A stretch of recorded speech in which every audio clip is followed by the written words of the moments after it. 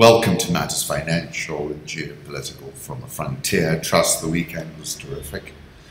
Let me start with an interview we did with the President of Columbia University, D.C. Bollinger. Extraordinarily interesting gentleman.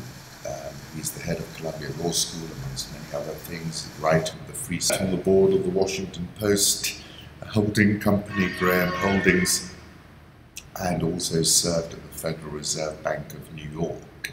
And the first 8 minutes of the interview is more about what Columbia is doing here in Africa, and the second half is more about the subjects of the day, free speech, fake news, the internet, that kind of thing.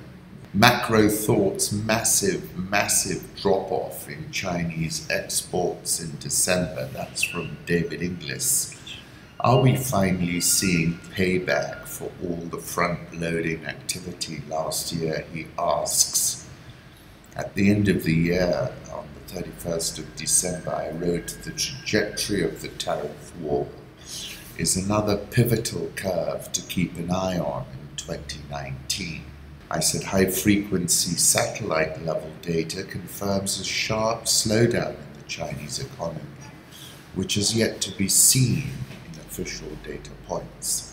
But in a plot twist, the Chinese currency is rallying nearly 1,500 pips versus the US dollar over just 2 weeks, and that's all about signaling, I think, to the US.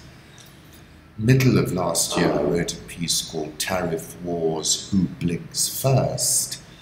And I was reading an article in the Financial Times. This is go big or go home now. This is it, said one China trade hawk in Washington. He's complained about successive administrations, but he risks not getting anything more than Obama or Bush or anyone else could have gotten. He's the art of the deal. He created all this drama only to kick the can down the road to fight another day?